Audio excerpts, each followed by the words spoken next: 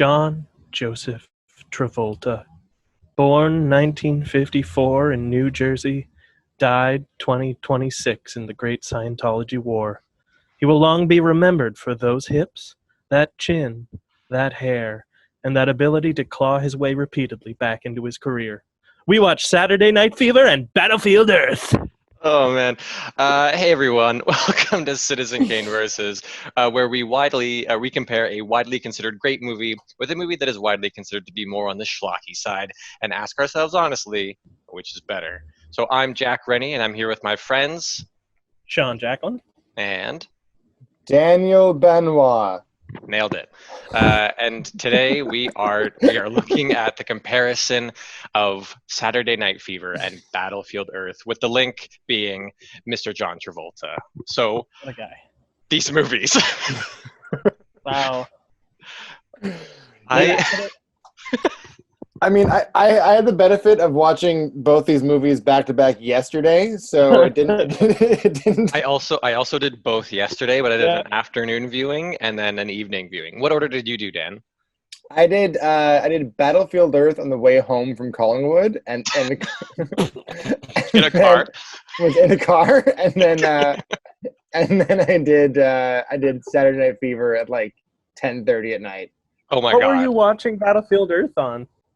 So I didn't realize it was on Netflix, so I downloaded a torrent of it because No, he didn't. He did everything legal. I mean, he did everything perfectly I legally. watched it on Netflix legally. Yeah. I paid my monthly subscription, and You watched it on an iPad? How many times do I have to tell you laptop. that when you buy a movie on YouTube, it's not a torrent?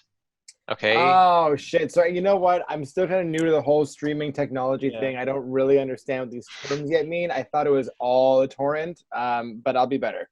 Yeah, think I it's watched them in the same order though yesterday, and Same order. Oh, I did SNF yesterday morning, and then BE in the evening, a little late night fare. See, I knew that would be a mistake because I had seen Battlefield Earth once before when I was a kid. And Yeah. I remember even as a kid being like, yeesh. So, so I knew that I would need a bit of a cool down. So I did Battlefield Earth first. Oh, and Saturday Night Fever is not a cool down movie. I'm sorry. Like, no. it's No. really not. I didn't really know what that movie was, but holy shit. These are both Yeah. movies that I saw snippets of growing up. Right. Oh, you You had know? never seen Battlefield Earth before? Not I'd never seen certainly, it, yeah. definitely not the whole Oh. thing. So again, Battlefield Earth is 2 hours long, Mhm. which it shouldn't be because they have about an hour and a half to an hour and 20 minutes like worth of footage. That most of the movie is in slow-mo. Yeah. Yeah. Everything's in slow motion. So I definitely never watched the whole thing, but I think even as a kid when I saw bits of it, I was like, oh, like people versus aliens, pew pew. Like I was not taking in so much of what this movie is or what it's about or what the background of it, like no idea. Yeah. Well, do you want to give a little description of what Saturday Night Fever is there, Danny boy? Yeah, I mean, I'll try. So let me go to my notes here. Saturday Night Fever essentially follows Tony Manero, who is played by a very young and striking John Travolta. And he plays a 19-year-old kind of like greasy, racist, Sexist, homophobic, mhm. dance enthusiast. He works in a paint store. He's very Italian. And the movie kind of, I mean, it's interesting because I was watching it. Well, I'll do the breakdown first. So the movie is basically following him as he tries to kind of navigate the hardships of his life, be it, you know, racial tension in his community or kind of issues with the women in his life, some of which he's trying to pursue and won't have it, some of which are like aggressively, desperately pursuing him, or just a really, really tumultuous and kind of strenuous home life. and he uses disco on Saturday nights as an escape. And the movie kind of follows him as he finds his way, or starts to find his way, out of this kind of funk that he finds himself in, where he's kind of in with the wrong crowd. He kind of rolls with a bunch of guys who just want to like sleep with chicks and do drugs and party and dance. And he meets this woman, Stephanie, I forget her last name, and she essentially is like his saving grace. And through a relationship with her, as his new dance partner, because they enter a dance contest, and she kind of helps him see the light, as it were, and find his way towards a more kind of focused perspective on life. And we'll debate that too. I think that is what. Yeah, that seems to be what the point of movie. it. It's supposed. It trying to seems do? like they're implying that she is somehow going to help lift him out of his socioeconomic cycle or something. Which, to new like, opportunities, but which, like, she doesn't actually help him out of them. But by the end, I mean, it takes a lot more than just her influence. It takes, I mean, the end of that movie is fucking pretty rough. But by the end of it, he has kind of seen the path that he's on, and he's committed to starting a new one with his friend who he tried to rape like 2 scenes earlier. Oh boy, that movie. Like a scene, like right before. Oh, like 6 hours previous. Yeah, like in movie time. Yeah. So that's SNF in a long-winded nutshell. So it's from the 70s. So. And like so from the 70s. So from the 70s. Well, we'll get to that in a second. We'll kind of go more about how it's very indicative of the time, but maybe we'll get a rundown of Battlefield Earth. So in contrast, Battlefield Earth. In contrast to the movie that launched John Travolta's career, we have the first movie that killed his career, but apparently not forever, because he came back with Swordfish or Hairspray. I would argue, Swordfish. Is that going to be on our list? I would argue that his career died in the 80s and was resurrected by Pulp Fiction, and then killed by Battlefield Earth again. Yeah, this guy comes back from the dead. All praise go to Xenu. It's almost like he has some connections in Hollywood or something. Oh, who have leverage on other influential Hollywood people. Not saying who they are. No. I just want to say too, it was super weird. It was so fucking bizarre watching Battlefield Earth first, with just all the shit they have that guy doing, and then watching like a 30-year younger, sexy John Travolta. Yeah, it was like that in and of itself. It's a market change. Almost made this comparison worth it for me. It's probably easier to say what isn't Battlefield Earth, you know? It's Battlefield Earth is about this planet in the year 3000, and there's been a terrible invasive war sometime around our present time, where the being of the planet Earth was taken over by the species called Cyclos from planet Cyclo, who are like capitalist, mercantile planet pillagers. And this is the year 3000. Humanity is dispersed into the wilderness. And they're an endangered species, as it says at the top of the movie. Yeah. And the only backstory we get, really. Yeah, it's the only thing that came up. Oh, I'll talk about that. But our hero, who did he have a name? I definitely don't remember if he had a name. He's Greener. I think it was Johnny. He was Johnny. Like, no shit. Apparently the name Johnny still exists. Kim Coates calls him Johnny occasionally, but then usually calls him Greener. Yeah, so I just kept writing him down as Greener. Me too. Or man animal. Or rat brain. Yeah. But I think his name was Johnny. Johnny, played by that guy who did a lot of things and then didn't. And the Cyclos, the two big bad Cyclos, are played by John Travolta as the security captain and his friend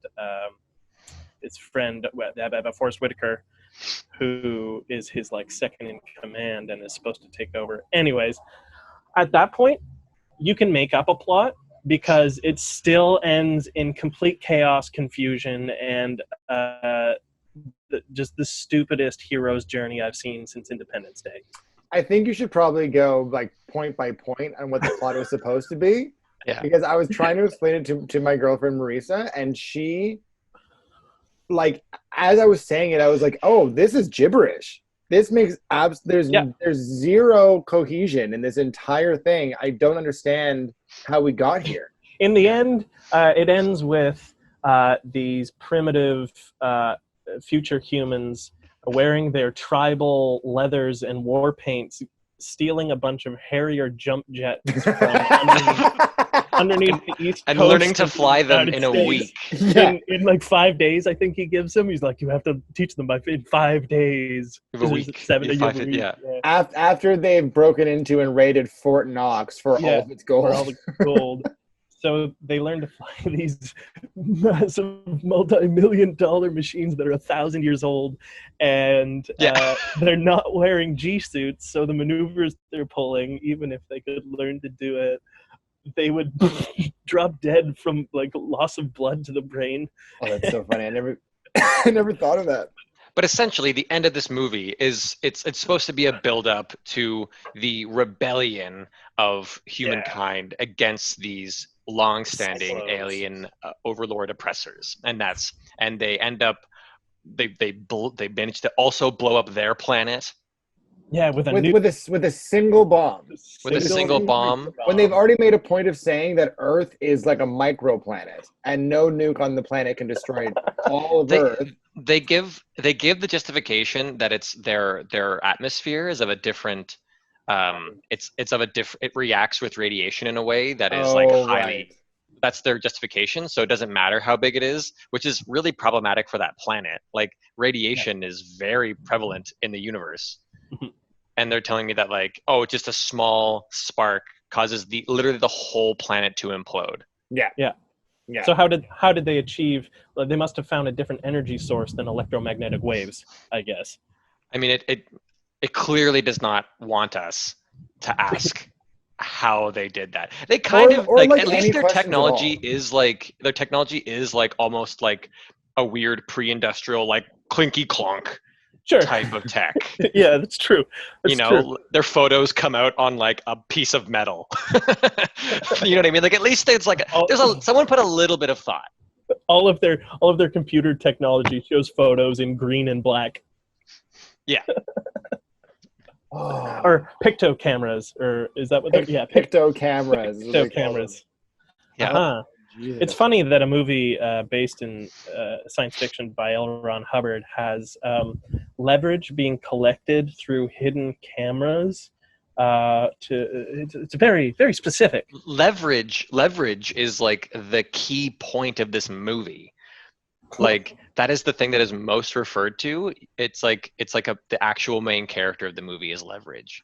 It's what the Cyclos use to gain power, and it's how our hero Johnny in many ways manages to finally free the humans. It's very, very odd. Well, and the fact that Johnny has any idea what leverage even is, the amount of times that he's like, oh, I suddenly have this new skill that would never be available to me as a primitive human being. Daniel, he learned all of Cyclo history and technology by having a series of lights beamed at his eyes. Okay? Right. First of all, what? Why? It's such a plot hole. That was the point where I paused the movie and Marisa was next to me, and I was like, "This is fucking bizarre." And I tried to explain to her what was happening, and the best I could do, I was like, "Okay, so John Travolta wants to persuade this guy to go mine his gold in an area where the alien race can't go because their lungs will explode." Yeah. His strategy is to fake release them into the wild so they'll find their favorite food. Rats. which ends up being rats. Jack's like, no. So that John Travolta, whose name is Terrell, can Turl. Turl, so that he can use rats as like an incentive or like a treat, Leverage. to persuade him. But in order to do that, he has to Imbue him with all the knowledge. Well, but here's the thing. Space and time. It seemed like all he wanted to do was teach Johnny Cyclo the language so he could communicate with him. But for some reason, in order to do that, he had to also give him all the knowledge of his higher species And trigonometry. Microbiology. That was my favorite. when he's writing this stuff in the sand, and he's like, I learned this thing, microbiology, and I was like, what the fuck? And then my favorite thing is that they sit him down, they blast him with all this information, and then just put him back in a cell with the other prisoners. Like, that information is not going to be helpful in any way whatsoever. Well, after the prisoners have come to chisel the roof down because John Travolta keeps hitting his head on it. Because something we need to mention for anybody who hasn't seen this movie is that the Cyclos are all a very tall race of alien. And so in order to show how tall they are, they put all the actors in like risers and stilts. So everybody is walking around so fucking awkwardly in platform shoes that are only slightly taller than the platform shoes in Saturday Night Fever. Yes, that's a good point. But watching every single actor who's playing an alien try to like walk around, slowly lumber around. There's a moment towards the end when everything's going down, and he notices on the camera, and he turns. He's like, Johnny, there's 5 guards coming in on you fast. Yeah. And it's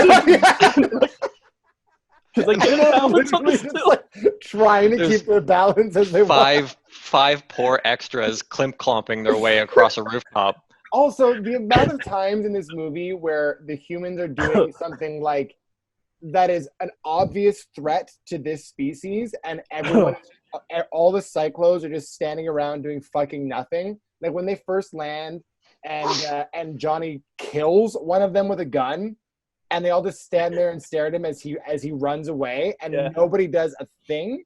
Or when at the very end, when the humans are finally uprising, and they show that group of Cyclos just like hanging out in the alley, and directly behind them, there's waves of humans running through the streets, firing guns, like clearly revolting, and everyone's just like hanging around chilling. It was so bizarre. Yeah, they try to drive home the point that the Cyclos really see the humans as like mega dumb creatures. Yeah. Which is weird because they definitely arrived at Earth when they were like a civilization of people. Yeah. That was 1,000 years ago. There's been 1,000 years of decadence and rot. Yeah. Well, and even in the photo where they're talking about the species of dog that was clearly the owner of the humans or whatever it was, it's a photo of a human fucking driving a car. Yeah. So they can see that humans are capable of more than like. Also, I just want to say operating tech.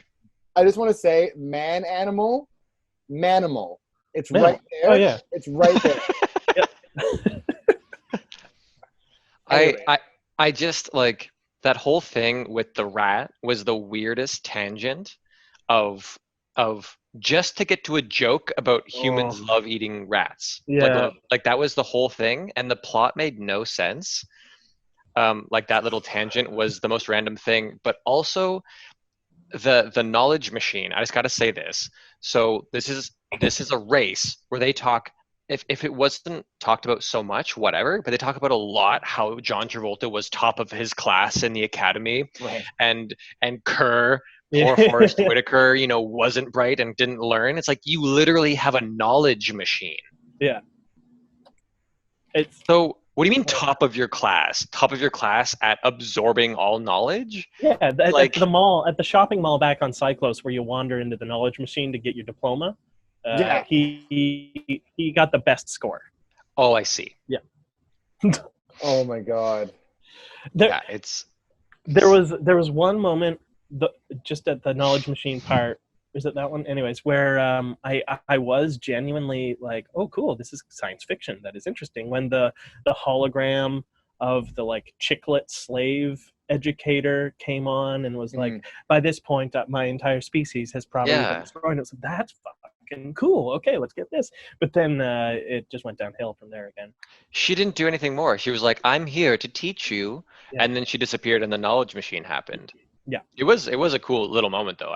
It's true. Yeah. It was a cool moment, and I also thought the moment where you first kind of start to realize, or you first see that Greener is beginning to understand Cyclo. That one sequence where it starts off where it's in Cyclo and then kind of starts to like blur and blend into English.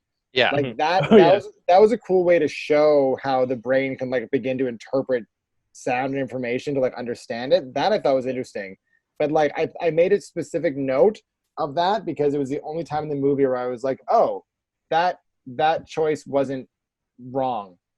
That was like an interesting choice. Yeah. It's one of those things where like they had to make that choice because their rendition of what Cyclo sounded like, which was like dog barking played backwards or something. Yeah.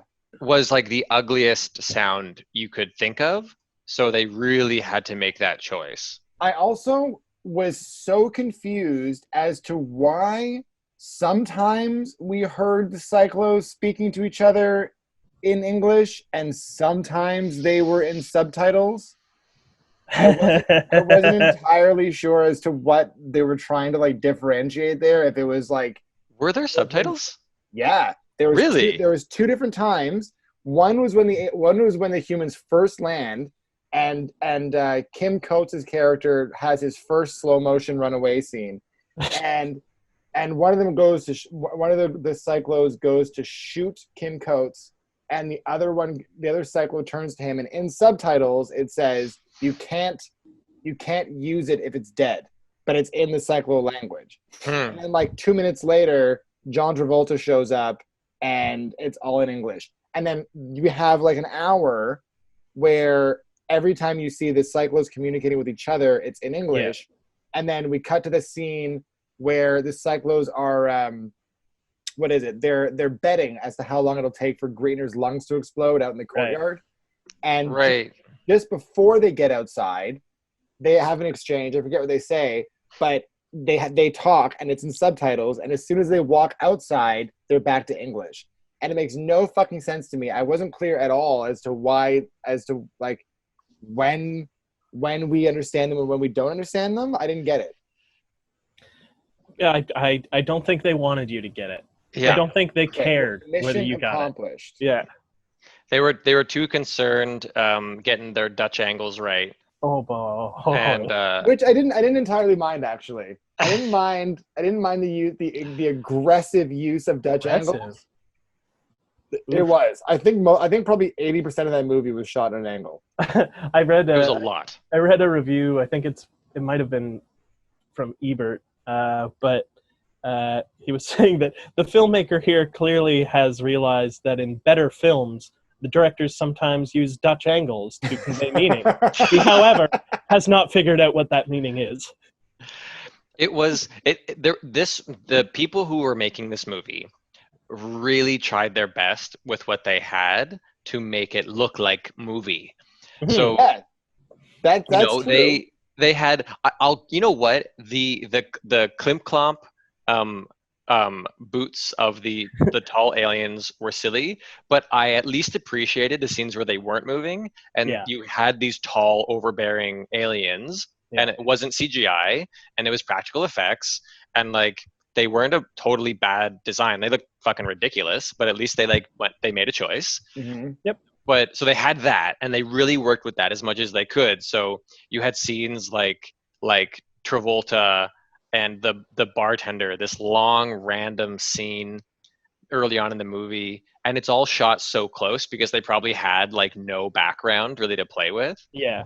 I can only imagine. And then they had these shots that weren't interesting, so they put them on Dutch angles, and then they had only a few minutes of fun action, so they slowed it down to last longer. Like they were doing everything they could to try and make this movie look like movie, but I had a thought about halfway through the film where I was like, it seems like a screenplay writer came up with like a general premise for the movie. You know, alien invades Earth, enslaves human race to mine gold for them. Takes his premise and then puts it in the hand of like a 4-year-old. And it's like, now please write all the dialogue for this movie. And then we took this toddler script and gave it to someone who has like made a couple of films and was like, do what you can with this. And that's what they did. And, like let's cast some of the craziest actors we can get to do it, some non-actors, and Forrest Whitaker somehow. Yeah, and Kim Coates. And Kim Coates, who is the best part of the movie. Yeah, yes, absolutely. Yes. But what needs to be noted, I think, is that this was John Travolta's pet project. Oh yeah. Yeah, which I didn't know until last night when I was researching this, because I was like, how the fuck did this movie get made?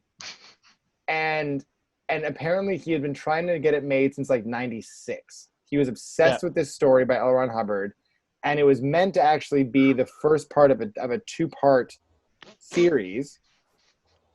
And thank God. And he invested like millions of dollars of his own money into it. And finally a company, I forget what the name of the company was called, Franchise Media. Oh yeah. They specialize in like saving celebrity projects. Exactly. So that was the whole thing. This whole thing was John Travolta got picked up by a studio that like specialized in celebrity pet projects, and then dumped a bunch of his own money into it just so he could like spend 2 hours just devouring the set in this movie. That he thought was like a brilliant story. Literally. And mostly just laughing maniacally. Oh, if he open mouth laughed one more time, I was going to walk through that screen and rip his tongue out. Yeah. It was, oh my God. like, maniacal laughing was like the predominant dialogue of this movie. Oh my God. But I also love how, like, aside from the way the aliens looked, which, by the way, why did some of them have weird prosthetic Klingon-looking faces and some of them had just like regular human faces? I was unclear about that. Different makeup people on different days. I guess so. But I love that, like, beyond that, they had zero unique defining qualities about them. And what really stuck out to me was the fact that, like, the way they spoke was so fucking human. The fact that they had like conversations about Patsy schemes, and there was one line where it was like, you must have been absent on the day they taught economics in the academy. And I'm like, what the fuck are you talking about, man? There was even one point where Forrest Whitaker's like, hey man, what are you doing in here? It's like, what? What the hell's going on? Yeah, they've become exotic on planet Earth. I guess. I just want to point out also one of my favorite lines, which is early on. It's we're literally first meeting, I think, John Travolta, and he's meeting the guy, the dignitary or whatever, the senator or whatever he is, who's come to Earth to check on things, and they're talking about how ugly Earth is, and they talk about these smaller planets, and he goes, "Oh, the gravity, it's so different." Yes, I actually one of the worst lines in a movie I think I've ever heard. Yeah. But the line that comes directly before that, please, is pathetic. All the green and the blue sky. They told me this planet was ugly, but this has got to be one of the ugliest crap holes in the entire universe. He's not wrong, but like, ugliest crap holes in the entire universe. And my favorite part too is right when that guy lands. John Travolta walks up to him and he has some like weird like, please let me guide you to your destination or whatever. And the guy's first line, he's like, please call me Zeke. Anyways, is this Earth? Like, it was so it was so fucking weird. Anyways, for clarification's sake, in terms of the movie clarifying itself, before I remembered it was on Netflix, I had found a completely and totally legal stream online, and I hit it, and the first thing came up and there was a German subtitle, and I was like, oh, that's weird. And then there was a card of info in German that explained, like, 1,000 years ago, the Cyclos invaded Earth. They used a poison gas to eradicate the resistance. This is the story of their rebellion.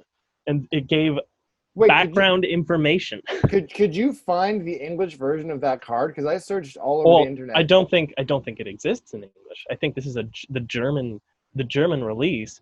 They were like, this movie's incoherent from the start, so let's try and help it by putting like an info card off the top. Because that was actually my very first line. I was like, opening crawl in German. No clue what it said. Oh, so you had that. I had that. Totally I also legal. Had that incredibly legal stream. From German Netflix. Yeah, exactly. The Deutsche Flick. Yeah, I did not see that. All I got was what I thought was going to be a number of little title cards, kind of over top of the opening sequence, and it was just like the year 3000, the human race is endangered. Yeah.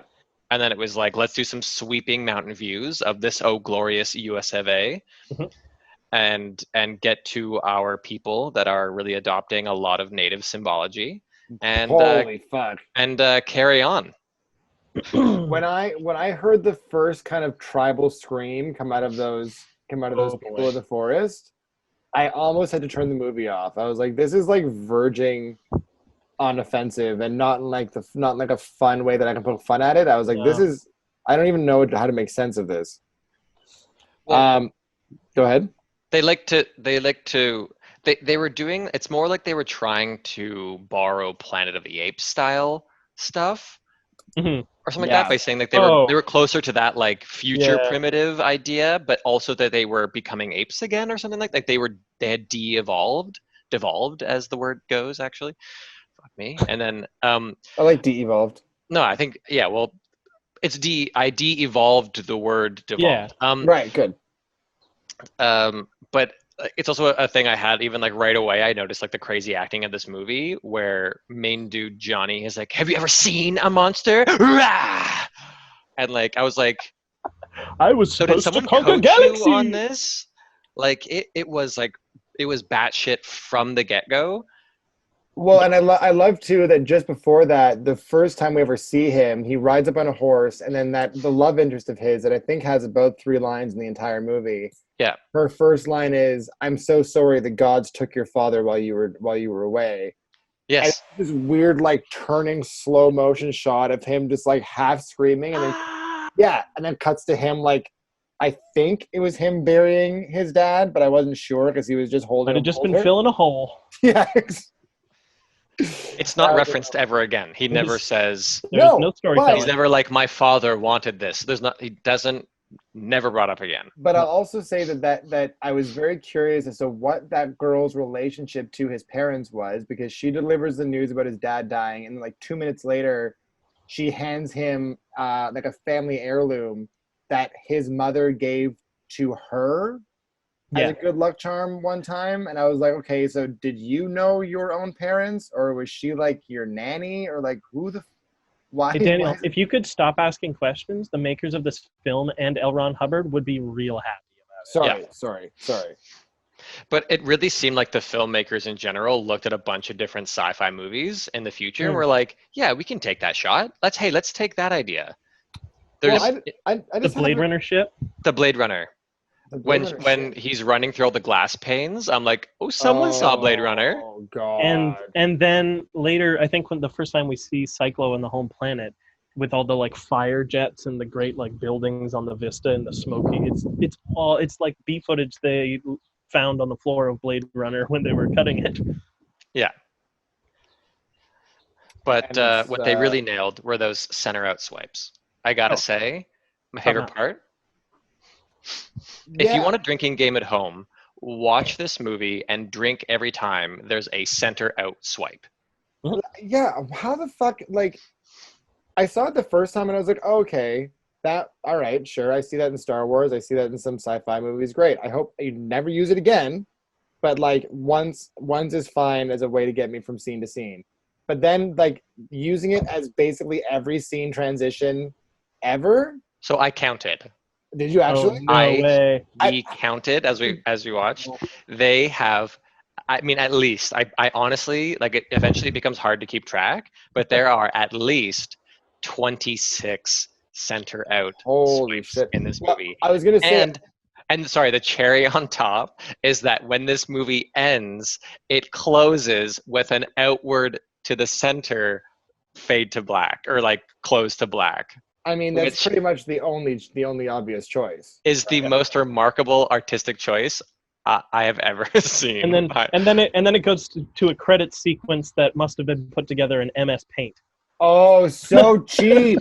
So cheap. That fucking like bright neon green. Oh, it was the worst. It was the worst. It was somehow my least favorite part of the movie. This first commercial break is unofficially brought to you by Zoom. We're not paying them to use the service, and they're not paying us to advertise them, but we couldn't do it without the app. Thanks, Zoom.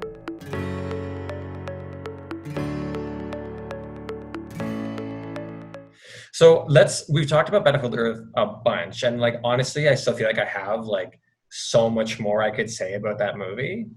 But let's talk about Saturday Night Fever because I think so. There's a lot to talk about, I think, as well. I think Saturday Night Fever and the themes therein are something we all have to sit down and talk about right now, like as a globe. Yeah. It's okay. So Saturday Night Fever tries to tackle this idea of the cycle of like capitalism, of the haves and the have-nots, and the have-nots fighting amongst themselves and with each other, all to try and get ahead in life and to get out of the situation that they're in. As a really like underlying thing in the movie. There's a part where one of them talks about how it's like a rat race and it's dog eat dog. Everyone's out for themselves, and it might even be Tony who says that, like, you know, everyone's just like everyone's dumping on each other, you know, and the people up top, they dump down on us, and so we dump on the Latin and the Hispanic people, and we dump on and then they dump on us, so we dump on them. It's a lot about like the cycle of people just like shitting on each other and hating each other. Yeah. And there's something to that, but the movie is just about these people hating these other people and being terrible. Yep.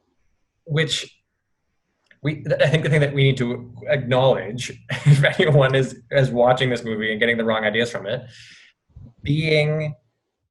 struggling is not a reason for bigotry. And this movie just doesn't say that enough. This movie's you should get out of it, but the hero's journey of this movie, if you can bookend it with two character moments of our hero, John Travolta. In the beginning, he is a down on his luck young guy who will stop women in the street and force them to like return his creepy stares and like gesturing. So that's where we start with him. Right. And then we end with him when asked to maybe not try to have sex with this one person, if it would be okay for him to just like not try to fuck her. He's like, yeah, okay, I'll try. Like right after he attempted to rape her. Yeah. That is the hero's journey in this film. Yeah. So, you know, I have to assume that people were trying to tell this deeper story, and they were trying to use. There's a lot of symbolism around the bridge. Yeah. You know, the bridge into Manhattan. It seems right. It's one of the bridges. I don't know if it's Brooklyn Bridge or what. They're in Brooklyn, are they not? Yeah, I think it is a Brooklyn Bridge. So, and they're talking about that, and there's a whole scene where Tony cheers up Stephanie by telling her all these facts about the bridge that he knows. And the only reason that I could wonder why in this script there's like a bunch of information about the bridge is that it's seen as like a symbol of opportunity. It's a way out. It's a way into another place. There's symbolism. That scene still ends though with him describing how someone working on the bridge died by falling into the cement, and then cries. laughing. Yeah. Then they both go, he's like, what a way to go. And they're like, end of scene. And then she falls in love with him. Every redeeming thing in this movie is undercut by people being absolute shitbags. Yeah. It is really, I mean, Yeah, that was. I mean, the whole love story between John Travolta and his dance partner there. I think her name was Stephanie in the movie. Yeah. It was so frustrating because he starts off, or she starts off, as like a pretty powerful female character. She's the one who's not going to take his shit. She's the one who shuts him down and like doesn't accept his advances. She puts up a guard and like sticks to it. And then he has what's the line that I wrote down? Because I wrote it down as like my new go-to pickup line for women. oh, is it that he said you were training to be a bitch? Yeah, somebody told me you were training to be a bitch. Is that true? And then she warms up to him. What's that? It warms up to him. And then they go for coffee. I was like, I don't understand. And the amount of times that he calls women cunts in this movie, especially that Annette character. Just anyone listening, there is a lot of hate in this speech, so please just be aware of that these things might come up. We're not going to use too much of these words, but yeah, we won't throw it around. But I mean, it's like I couldn't tell how much of the movie was just flagrant use of these terms because of the time period that it was made, and how much of it was trying to highlight the toxic nature of the group of people that he was surrounding himself with, because they tried to allude to the fact that he himself was like a good guy, right? Yeah. Like he was the one who, when Annette was like trying desperately to sleep with them because she was in love with them, he was the one who was like, "No, I don't want to do that. We're just dancing." Like he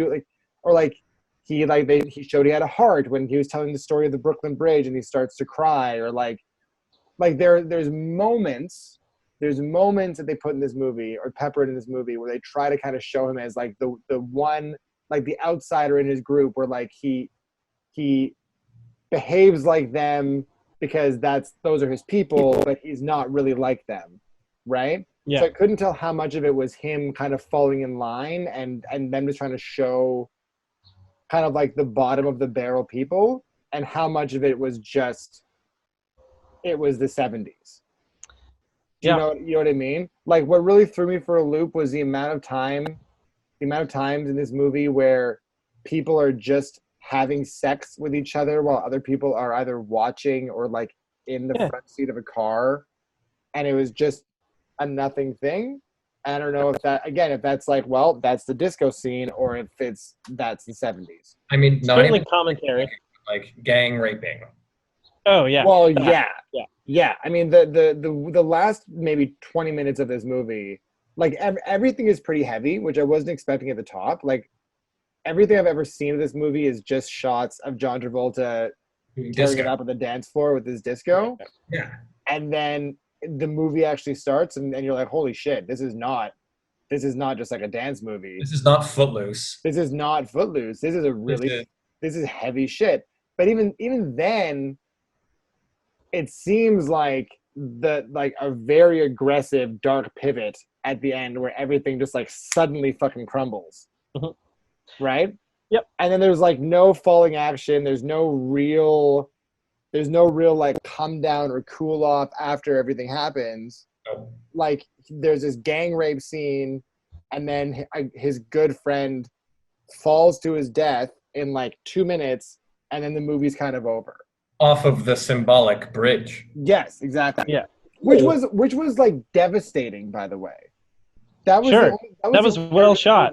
It was well shot, and that was the only character in the movie where the entire time I was like, "Oh, I feel bad for you." Everybody else, yeah, because he's the young guy, right? He is Travolta. Doesn't Travolta tell him in one of the earlier scenes? He says like, or he wants to get out, but does Travolta talk him into staying? Get out of saying what? like he goes up to him at one point, and maybe he doesn't. Maybe I was just not paying attention. But he gets out of the car and talks to Travolta. I think it's after they go cruising around the neighborhood looking for some barracudas. He's like, I'm getting out. And then does he mean he's trying to get out of the group? Or did that happen? I don't remember that part at all. Just cut this out of the podcast. I only remember that's fine. It all stays. Yeah. I only remember him trying to just like desperately find a way out of the situation that he's in with the girl that he's gotten pregnant. Right. Yeah. Right. Right. And like what? Go ahead. Well, I was gonna say, like John Travolta in this movie is supposed to be the hero who we're watching kind of slowly transform and come to his senses and kind of find his way to manhood. But in reality, it's that guy.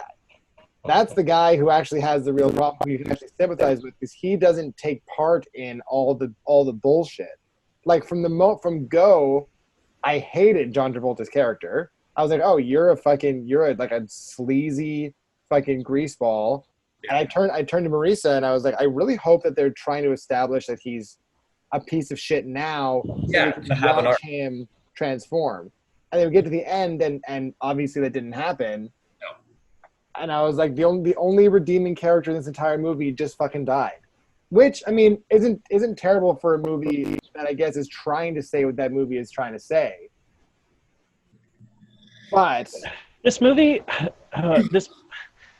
there was one thing you brought up earlier, Daniel, where you said that like they're trying to show him, like the woman comes up and she really wants to have sex with him, but he's like, no, you're just my dance partner.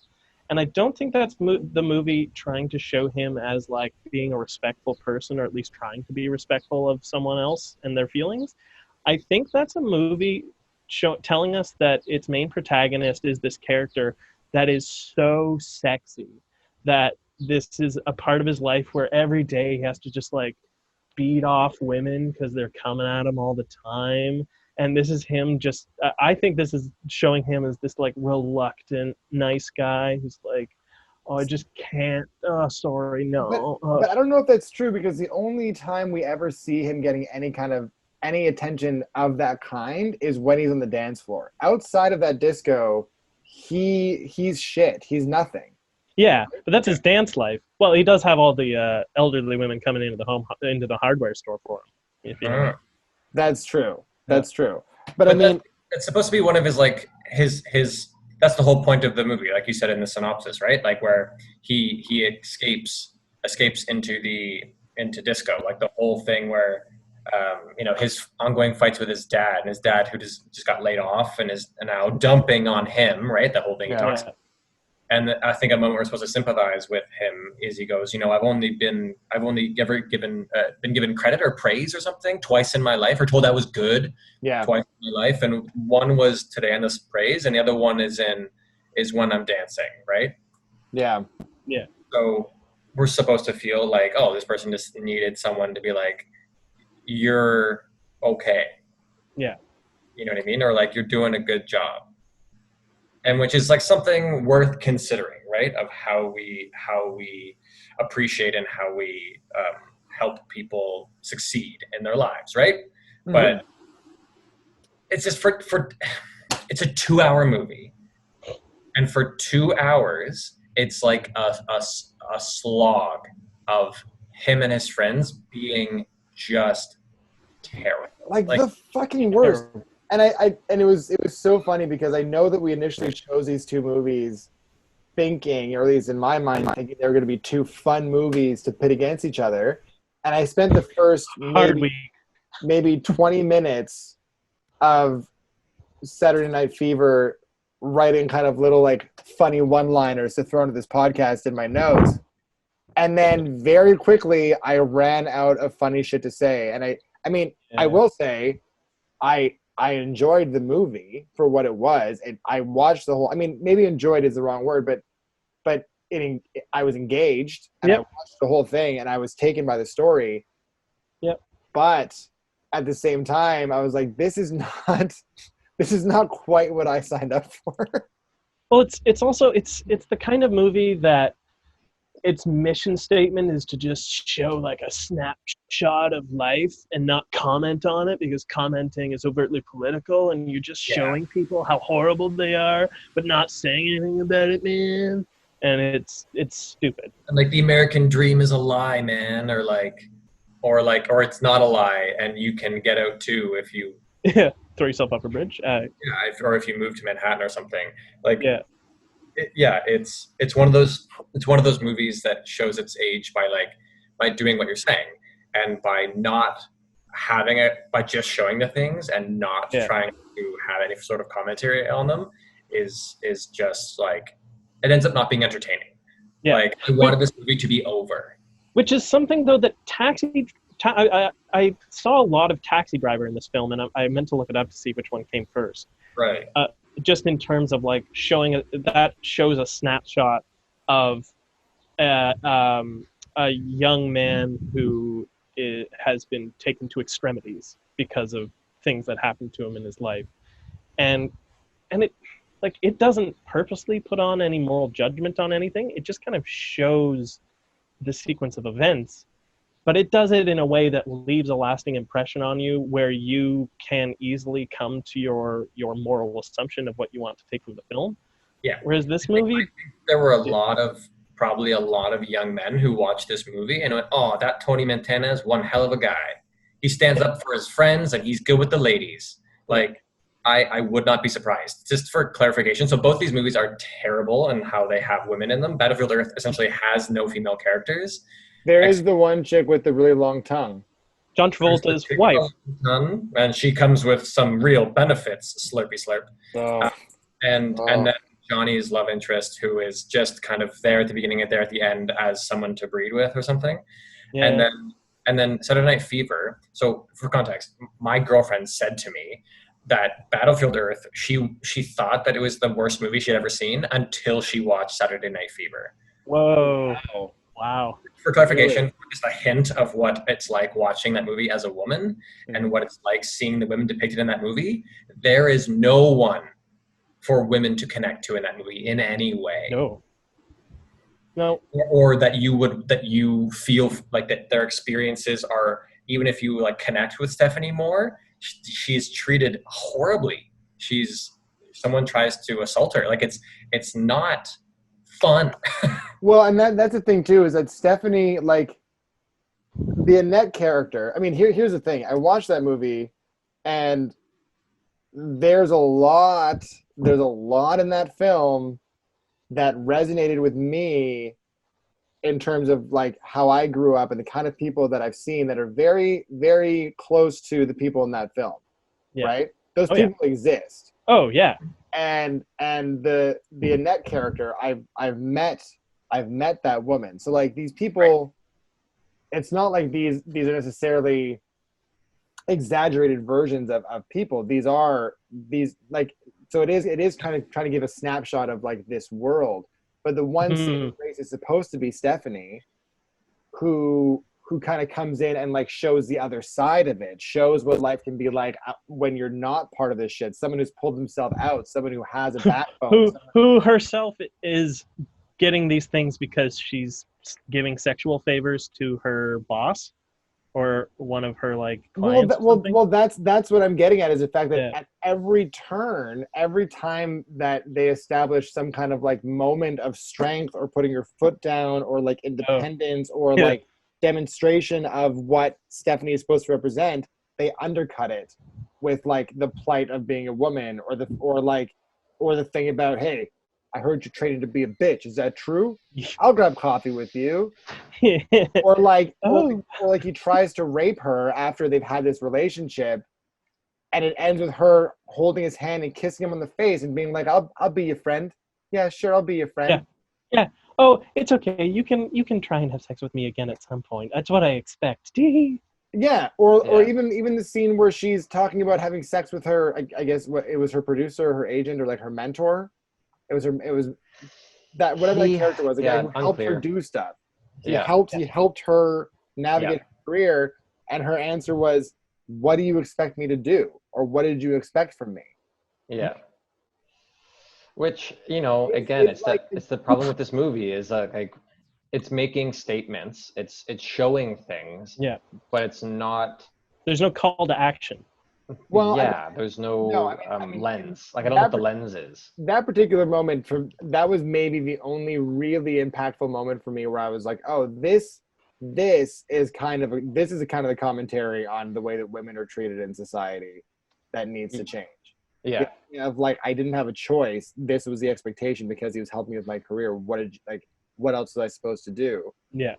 That was the one time where I was like, oh, holy fuck. But again, also like at the time, I'm assuming it was the 70s. So at the time it was probably more of just like, well, yeah, that's how this works.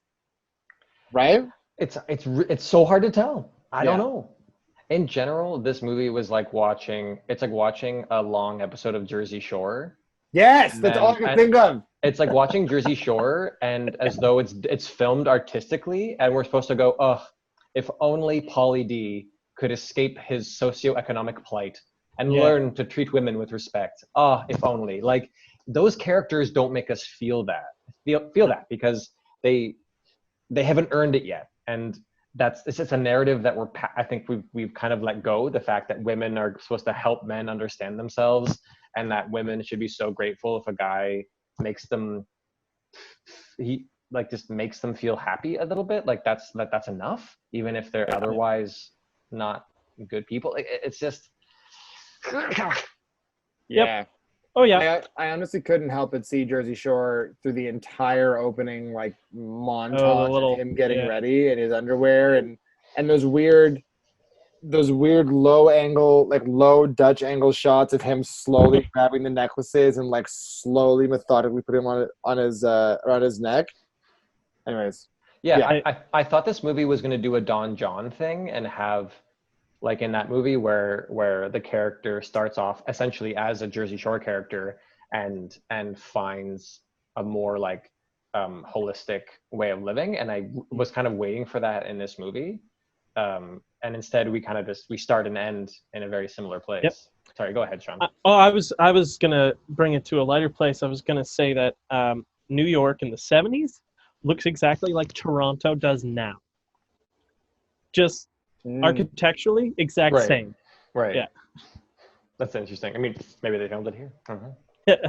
No, I just mean that Toronto is 30 years behind in having an interesting city. Right. We're getting there. But I mean, on a lighter note, what I will say is it was nice to see John Travolta play a human being after watching him as Terrell for the previous 2 hours. It's Turl. It's Turl and Kerr. Oh, that fucking movie. Okay. So to get away, because these are things that we could go on and on about. I just want to say quickly about. So in terms of how the movie was made, I have to say, like the thing I struggled with was the script, the story. Although this movie had some good writing in it, I really liked the line where it's like, his paint guy is like, like where he's like fuck the future, and his guy's like, you can't fuck the future. Yeah. The future fucks you. Yeah. And I was like, ooh, that's a great line, and that sets us up for stuff I think we're supposed to be feeling in this movie. But in general, like I really liked like I dug the soundtrack.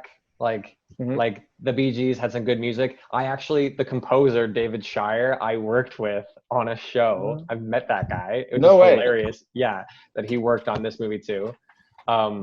It's fun music. Like I think I certainly enjoyed it. And as someone also from a dance background, like the dancing is good. It's filmed good. They allow for full body movements. It's not cut. They're like nice long shots that show people really knowing how to do these stuff. His like solo dance number was like, okay, Travolta, you are an actor, dancer, performer, like to a T. He's very magnetic, right? Like you really do keep watching him even in group scenes. I do have to say though that group disco numbers are the stupidest thing I've ever been forced to watch. So disco, watching this movie really was reinforcing me that the dance style, the music is different. The dance style is a mix. It's the most wonderful, enjoyable mix of flashy and cool mixed with what is predominantly silly and funny. Like it's the goofiest like style of dancing I've ever seen, with little moments of like flashy, like neat flair and where someone is so something. cool and small, and then it's like silly and hip thrusts. Like it's kind of great. I dug the hip thrusts. I didn't realize how similar disco was to fucking line dancing and the chicken dance and stuff. That's when disco falls apart. When it's like a couple or just a solo performer in this movie, those scenes were great. But when there was like more than 4 people all doing the same moves, it was like a cult. Yeah, it was really, really weird. I did like one aspect of the movie I did like was how they highlighted at the end during that contest the fact that for lack of a better way of putting it, like the white people version of disco didn't hold a candle to the other competitors. Like he was upset because he thought the Puerto Ricans were better. Yeah, and there was also no comment that the black couple that they showed didn't even place. They didn't even place. But they're the best couple. This is definitely black music. It's a black. It's all black art. But Marisa fucking called it as soon as, like, from the first frame of those people dancing was the fact that clearly this couple is the best. And she's like, I bet they're not gonna place. There's gonna be no mention of them whatsoever, and it's true. Correct. I like the fact that Travolta's character was able to acknowledge the fact, like that whole part of the story was interesting. The fact that they didn't just Aaron take it perked up at that moment. Aaron perked up and was like, "Oh, this just became a really smart movie." Oh, okay. Yeah. Where he's like, it doesn't. He uses a racial slur, but he's like, it doesn't matter if they're Puerto Ricans. They were better, so they should win. And you're like, oh, a lesson he has learned. And then he goes and assaults his dance part. Like literally walks out of the club saying that and takes her to the car and tries to assault her. You're like, am I supposed to feel like he's growing? Out of nowhere. I didn't fucking understand that whatsoever. He was in the moment. Yeah, he's in the moment of personal growth and like this humbling realization. And then he tries to rape the only person who's actually had his back. Yeah.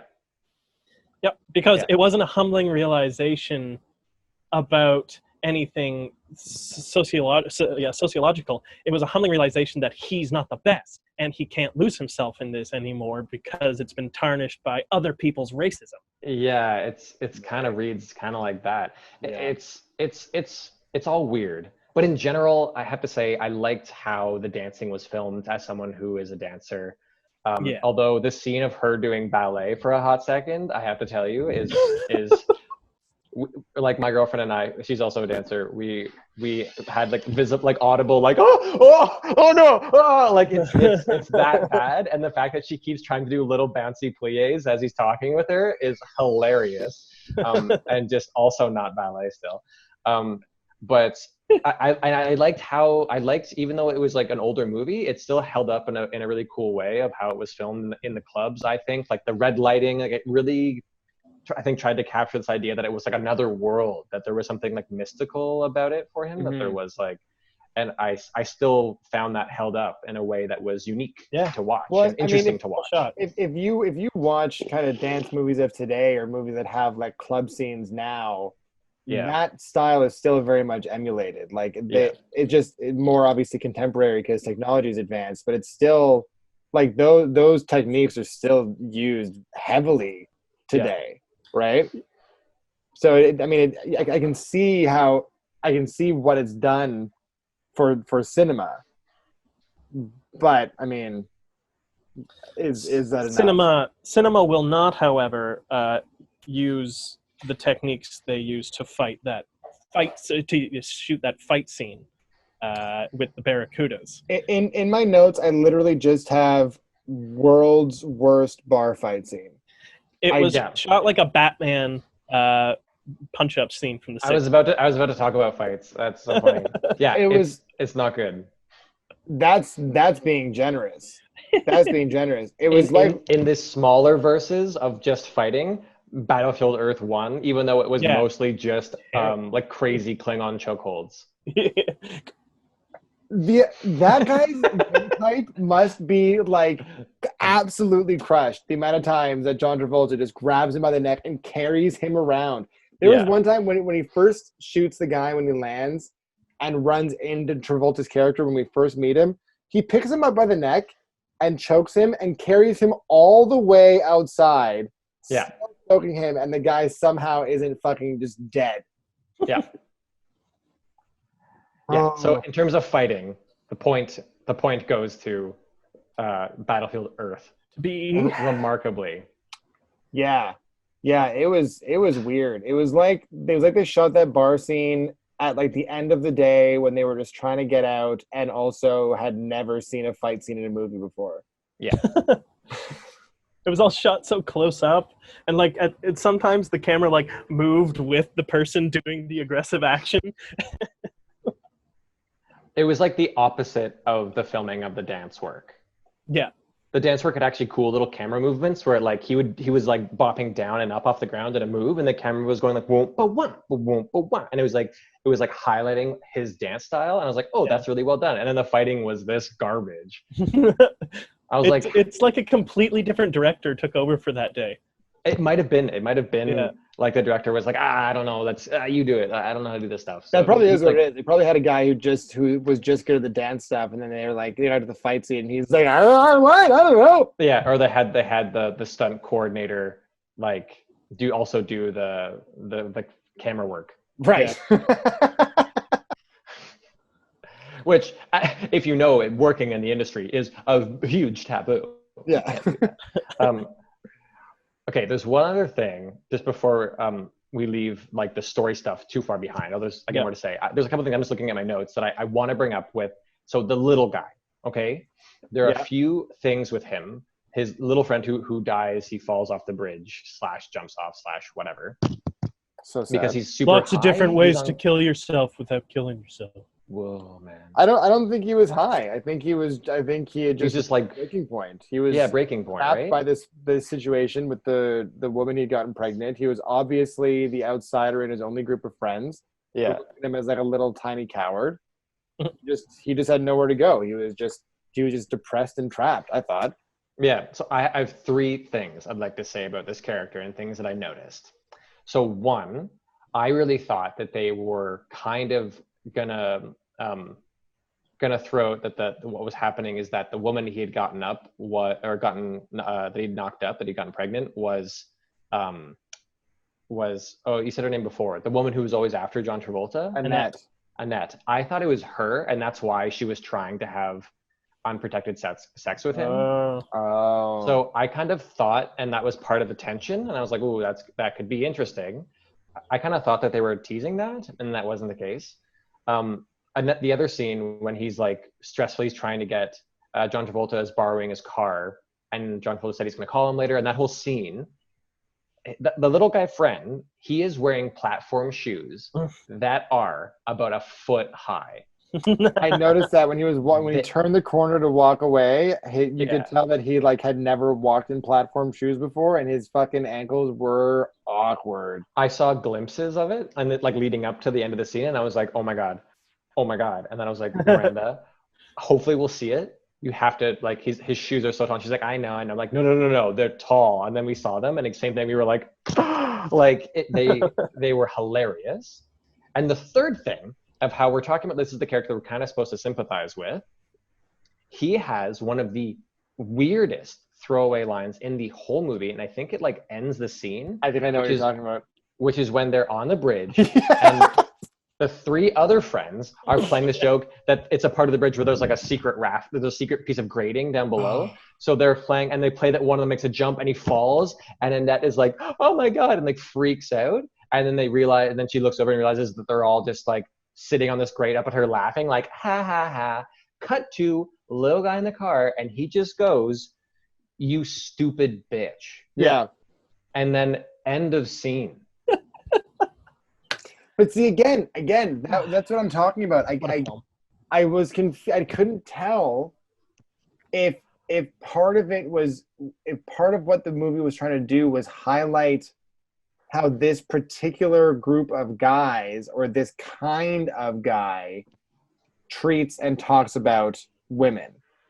Right. You know what I mean? Because they obviously make a really concerted effort to show how scummy these guys are. These are supposed to be guys that you realize are garbage, and I couldn't tell if part of it, and it was weird because it felt weird coming out of that guy's mouth. It didn't feel like it was something that character actually wanted to say. Yeah. So much of that character is him not fitting in with that group of people, but trying to. Yeah. You know what I mean? But I did notice that too. I thought it was so fucking out of left field. Yeah. Well, gents, we have 4 minutes left in this call. Do you have any final words on Saturday Night Fever? Oh man, no. I've said everything I needed to say, I think. Yeah, there's a real my one takeaway is going to be there's a moment when he like dips her. I think it's the first time that they've actually like connected while dancing, and he does a little spin and he dips her, and it switches to a shot from the side, very close up of mostly his face. And the like gels they put on the lens to soft focus him must have been 1.5 inches thick.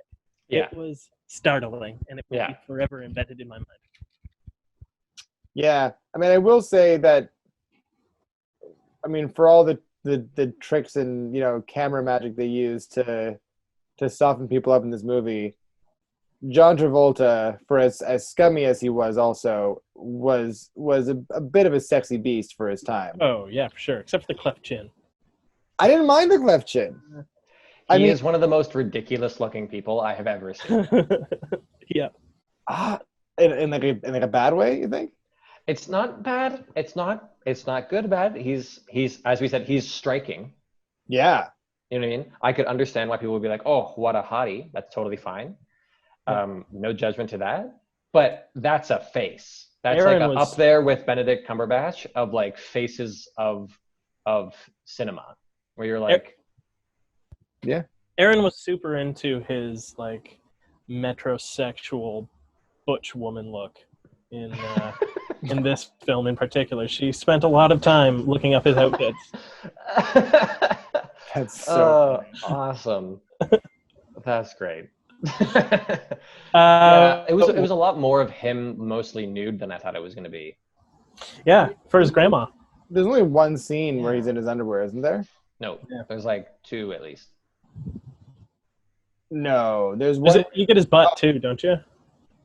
Oh, maybe. The other he's guy. wearing that Speedo underwear. There's one where he's getting ready during like the first kind of Jersey Shore prep scene, and then there's another one the morning after his first party where the girl had been like, "Oh, you look like Al Pacino," and he was like, "Yeah, I'm Al Pacino." Al Pacino, and I was like, "I don't understand this." Are you having a hard time adjusting to COVID-19 life? Smoke some marijuana. Are you worried about the future for you and your loved one? Smoke some marijuana. Are you beginning to question the structures that got us here? Don't worry about it. Smoke some marijuana. Are you now realizing the crippling faults of unbridled capitalism and neoliberalism? You shut the fuck up and you smoke some marijuana. This message brought to you by the Ontario Cannabis Store. Citizen Kane Versus is not affiliated with or sponsored by the Ontario Cannabis Store, but we do recognize the need to numb yourself with chemicals because of the state of the fucking world. Enjoy responsibly. Now let's get down to our very, very professional scores. How did we feel about these movies? What numbers are we giving them? Who wants to go first? I'll go. And my act. Rifle them off. Yeah, so Saturday Night Fever, the first movie I watched. Does it look good? 7 out of 10, I'd say. 7 out of 10. Looks pretty good. Does it sound good? 6 out of 10. Good music. Bad ADR. Yeah. Well, acts good? Very well acted. 8 out of 10. Top notch. Was the story good? 6 out of 10. Made me feel things, and I didn't like them, but maybe that's the point, but who knows. Enjoyability? -3. For a total of 24 out of 40. And now I'll flip over to my Battlefield. Oh, wait. Are we doing this one movie at a time or both at the same time? Let's do one movie at a time. One movie at a time. All right, cool. So, 24 out of 40. 24 out of 40. Yeah. That's in a range that I would feel good with. I'm gonna go next. So Okay. I had some similar scores to you. I also said looks good. I said 7 out of 10. It looks pretty good. Yeah. I sounds changed my good. score because you talked so well about how it was shot and stuff. So I upped my score because of you. Yeah, the dancing was shot well. The club was cool. Sounds good. It's 7. I actually, again, I just thought this is a really, like, if you don't include what people are saying, like this, it's a great bit of music. It's fun. Act good. I said 7.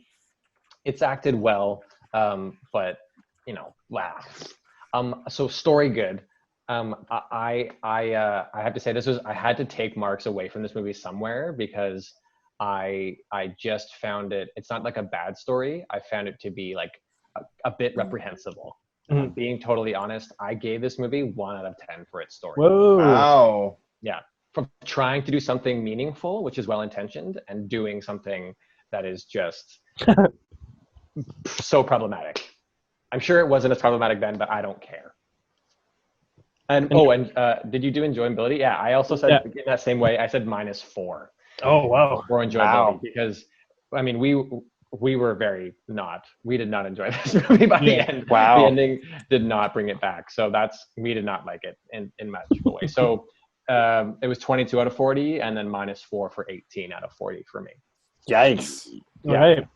All right. Well, I'm going to get crucified for this. So looks good. I have it as a 6. I similar to Sean, I bumped it up from a 5 because you kind of convinced me with the with the dance numbers, but there was it's still a movie shot in the 70s, so I was like 6. Sounds good. Love the soundtrack. I was kind of forgivable or forgiving on the ADR, so I gave it a 7. Act good. Yeah, I thought the acting was actually pretty fucking good in this movie, so I gave it an 8. And story good. When I rated this, and I kind of stand by it, I had just come off watching Battlefield Earth, and while it wasn't well, it didn't leave me feeling good. I was committed to the entire movie, so I gave it a 7 out of story good. And off that same kind of premise for the enjoyability. I mean, I didn't enjoy it in that I particularly liked any aspect of it, but in terms of it being a movie that engaged you as an audience member, I thought it did its job. So from that point of view, I enjoyed it. So I actually gave it a +2. Oh. So Dan, my question for you is: so Dan, when did you start hating women? Was it something early? That's not a fair question. That's not a fair question. I'm just going to ignore that and just say that my total for this movie is a 29. Ooh. 29. Wow, man. Out of 40. I'm the middleman. Okay. Yeah. I think that's kind of fair for this movie, to be honest with you. It does seem like something that it has things that can get you thinking if you're willing to go there and think about them. If it doesn't fully rub you the wrong way while it's trying to do that. So to me, it makes sense that I think for some people it's just a turn off, and some people kind of are able to kind of just stomach it a bit more and try and get to what the movie I think it is trying to do, which is what it's in there. Well, and what I will say too is this is now the third time we've done this, so the 6th movie, and it's only the 2nd time that I've watched a film and like kind of cared all the way through. Not to say that I enjoyed or saw any part of it in a positive light, but in terms of a film watching experience, it was only one of 2 times. The other one being Coach Carter, where I actually felt like I was watching a well-made movie with like certain amounts of depth and character development, and there was a story there, even if it was a tough one. Yeah. Yeah. So it's definitely not schlock. Like it is definitely trying to be something, and that's something. Agreed. And I mean, historically it was. For the time, I think it was I don't know if it was groundbreaking, but there's a reason why it's a classic, right? It's a landmark the hit. for multiple reasons. Big hit. Did you know they released a PG-13 version because the soundtrack, young teens bought the soundtrack and made it like a number one album. But the movies are rated, so they made a PG-13 version that cut out a lot of the sex and the like swearing and the problematic themes, which So it's is 30 essentially minutes. just like he wakes up, gets hit by his parents, goes to the disco club and has a real great time. And You That's know, I think it's that's like probably the 9 minutes version shorter. that we would have seen like on television growing up. Well, I was just gonna say that. I think this one that's called Silver Linings Playbook. Battlefield Earth. All right, Haha. let's do some more scores. And for clarification, to anyone watching or listening, we originally kind of like went for more technical terms when we were giving some of these marks, but we are not film like real experts. So these are just our layman's reviews, and so these are our terms for it. And that's just why we do it this way. Battlefield Earth. Does it look good? Not even closely. 3 out of 10. Does it sound good? No. 3 out of 10. Yeah. Was it acted good? 3 out of 10. Was the story good? 1 out of 10. With an enjoyability of -5 for a total of 5 out of 40. Wow, you just went after it, eh? Fuck that film. Wow. Okay. Piece of shit. Okay, I'm laughing, but I was very close to you, but I'll have a couple of differences. So I said looks good, same thing. 3, sounds good. 3, like act good. I said 2 because most acting was very, very not good. Yeah. Story good. I said 2. Like it's essentially just like a sitting low on like not even like a B movie. This is like a G movie. I don't know what it is. It's way down there, but I actually still gave it an enjoyability of +2 because you found part of this movie enjoyable. Yes, because for me, this movie sits on the range of the parabola of badness, where it's so bad it's good. I was you. laughing so much at things that were happening. I was laughing at all the center out swipes. I was laughing at the ridiculous laughing. I was like, it was for me so bad it's good. So yeah. I honestly, I didn't like, I wasn't like waiting for the movie to be over. I was like laughing at all the ridiculous stuff. So I actually ended up having a good time. Maybe not for good filmmaking, but I had a good time. So that was 11 out of 40 +2 for 13. Wow. I'm with Jack. So I have that's weird. So I have looks good, 3. These are what I actually wrote. Sounds good, sure, 4 out of 10. Story good, just no, 1. Act good, like kind of 3. Yeah. So, but I mean, I'm with Jack. I give this an enjoyability of a +4. Ouch.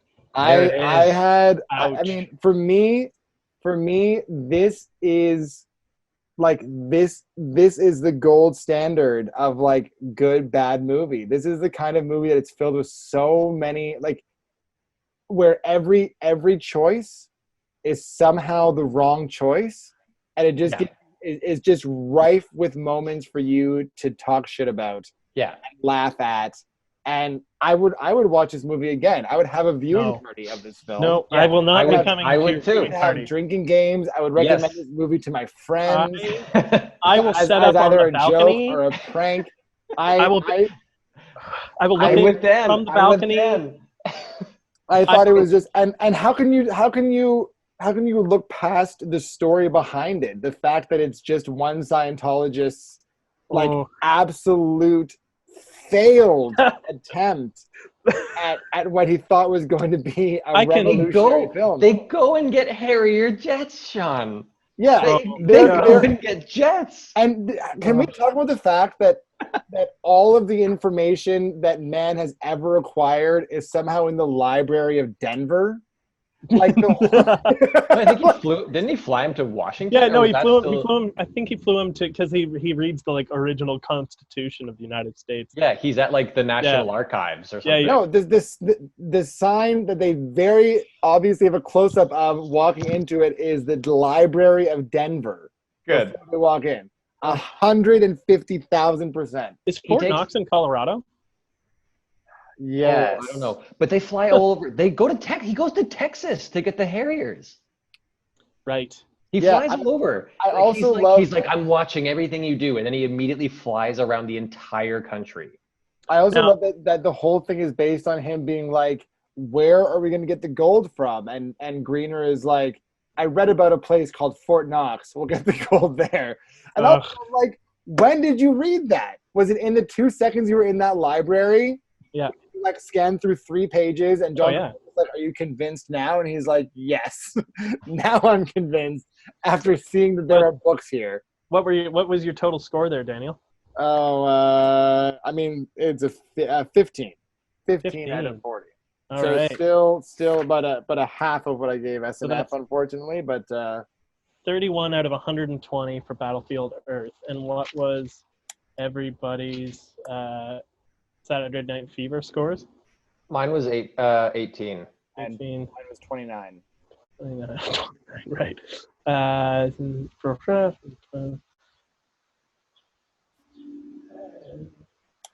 Math break. 73 out of 120 for Battlefield Earth. Battlefield. No, for Saturday Night Fever. So a passing grade for Saturday Night Fever and a miserable failure. Please see me after school for Battlefield Earth. Please see me after school. You know, just once, I really want the B movie to win. I really We've come do. close. It will. And I thought that Battlefield Earth was gonna do it this time around. This was like if Saturday Night Fever wasn't made at least decently well, mine would have been very close. Mine was 13 and 18. Yeah, it's true. Oh yeah, yours was close. Mine was not far off. Right. You know, if it Battlefield was Earth had a 13? little bit better acting or like at least some better visuals or something, it would have been much closer. I hoped, like, the first couple of scenes with John Travolta, I was like, oh, at least he might be doing something interesting here. And then that shit started, and that was it for me. And then I just buckled up and enjoyed the ride. And what a ride it was! What a Oh, ride! delightful. Well, let's do our signature sign off. And these, honestly, I was thinking about these and I was having a tough time. So Yeah, me too. it's because anyway, so I'll try and I'll try and start it. So we like to try and do some Thanos teasers and as an homage to all the teasers that existed throughout the Marvel universe. So for Battlefield Earth, I just think I picture a thing where it's like the post-credit Thanos teaser is like it cuts up on like it's essentially a guy who it's like the same alien as like, you know, the dude in the movies in the MCU who is like a villain who could like essentially could move stuff with his mind, like that character. Which It's one? like he was in like Endgame and stuff. He got sucked out of the spaceship. Anyway, Sure. he's like a scraggly looking dude with a big head. He looks like Squidward. He calls him Squidward. Anyway, so he's like, it's someone like that, and he's like running through a hallway, and he's like got like more like scraggly hairs, and he's like kind of like sweaty, and he has like glasses on. He looks kind of like more like he's like a law clerk, and he runs in with like a briefcase full of papers, and he's like holding stuff up, and he like runs into Thanos' like throne room, and he's like the Cyclo planet has been destroyed, and Thanos is just like, oh my god, thank God, oh my god, that lawsuit they had against me was just, you know how much they have been bugging me. They have been chasing me. They've been rat pigeoning me or whatever they do, you know, for months now. They are scary. They're freaky, man. So I'm glad. I'm 50% for most, but for them, and he just goes like a little like it's like an ad-libbed moment where this. So Woody Allen wrote your. Yeah, Woody Allen wrote it. And essentially it's him just like being so relieved that essentially like the Cyclos, as though they were like Scientologists or like oh man, those people, like 50% for everyone else, but tell for me about them, I'm okay with the 100 because they creep me out, you know? Oh, That's funny. I think mine's going to be a little more on the nose. I think Thanos arrives with his army to Earth in the year 3000, and no, you know what? Thanos arrives in the year 2000, right over the filming of this movie, and annihilates all of life. All of life, not 50%, none of this bullshit. Because of this film's crimes against art, he annihilates all of life. I had a similar kind of theme to yours, Sean. I mean, normally I love coming up with kind of like a creative spin on these films. With this one, I just have,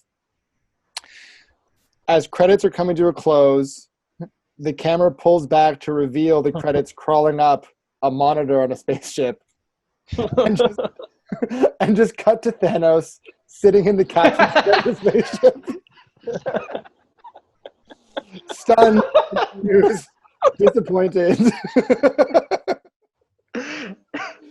And it just ends on a, what the fuck? And it closes. Can it be him with his other like friends and they've clearly been doing a drinking game? Yeah. And they're like smashed. Yeah. And it goes, and it's not a full what the fuck, it's what the, and then it Yeah, that's what I have. I have what you gotta the keep it F you good. ... end quote. Yeah. But I just love the idea of him finishing this movie with the same feeling that I had and just being like, Yeah. That's so funny. Oh, that's so good. That's what I had for that. And honestly, I racked my brain trying to think of one for Saturday Night Fever, and I couldn't. By the end of that movie, the end of that movie left such a sour taste in my mouth, and I just felt so heavy and weighted that I couldn't bring myself to make light of it. I couldn't think of anything. So I'll try and riff off what you guys do, but I had a hard time with that. I think it involves Spider-Man, but like the one from the like whatever edition of Spider-Man was on air in the 70s. He comes, so the animated one. He comes in and he just like hog ties all of them on the bridge, and has just like, here's some rapists from your friendly neighborhood Spider-Man, and sticks the sign on them, and Bob's your uncle, and he's out. Oh man, it's tough to do. I think I was actually thinking more, and maybe you can help me on this one, that like it actually has to do more. Do any of us remember what the little guy, what his name was? Do you ever know what his name was? I want to say Barry? Let's say his name is Barry. So I actually think it cuts to like it's back on that night, and Barry is like he's in the water. You see him floating, and there's like a beam of light. Yeah. And then he's like pulled up, and he's pulled up out of the water, like up into the ship, and then it like cuts, and it's like a hard cut, and cut again to him like lying in like as though he's like come out of he's like in cold and wet on the floor of this throne room in like a spotlight, and then it's just like a hand reaching out, and it's like, I don't know how it goes, but it's something to do with him being offered a place amongst the Avengers. No, amongst like Thanos' army. Oh, nice. Almost like a Darth Vader moment where he's like saved from death and like turned into a super soldier. That might actually be what it is, that it becomes a Darth Vader ending. Might actually be funny. It would probably be what's in the 70s, so it would be Bucky. Bucky would like dive into the Hudson or whatever river that is, and like give him a face mask full of super serum. Yeah, but I like the image of the limp body being lit up, like sucked up by the light, sort of thing. Yeah, totally. I'm into that. I just don't know where it goes or how it's funny. Maybe it isn't. He gets pulled up, and he's in the light, and you think it's gonna be some sort of welcoming thing, and then he like wakes up and he realizes he's in this like dark spaceship, and Thanos just comes out and he's like, "Hey, what's with the you stupid bitch line?"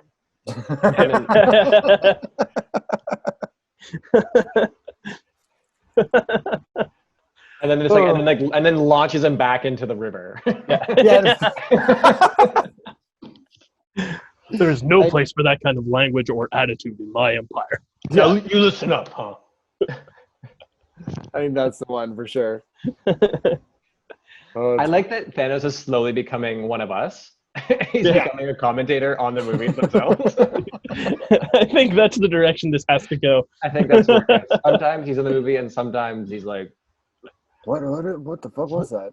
as though he's sitting up in his spaceship with like all these TV screens watching like all the universe happening at once, like the architect in the Matrix. Yeah, I was just thinking that. We'll have to get to that movie too. So I guess the question is, what movie do we put against Battlefield Earth next week? I think like No. Sean hated it so much. I hated it so much. You can't even appreciate just how good of a bad movie it was. No, it wasn't that kind of bad. It wasn't. Oh, it was painful. definitely that kind of Every bad. single moment was painful Do you because know how many Razzies that movie won? that doesn't. No, so did Monsters. No, not Monsters. She won the Academy Award. If Catwoman's a bad film. But The Halle Berry movie? yeah. No, Catwoman is just a bad film. Oh. can we do next week? Can we do Catwoman versus Monsters Ball? Oh God, no! Can we do? No, I would love to do a movie that doesn't make me feel like I just got kicked in the groin 7 times. Catwoman? I don't know what to tell you, Dan. I don't know what to tell you. We're doing Monsters Ball. Why don't we do Monsters Ball versus Monsters Inc? I want Both are to do classics. Catwoman. Yeah. All right, we'll figure out our connection. Yeah, Maybe stay this is a good place tuned. to wrap it up. All right, do you want to play us out, Jack?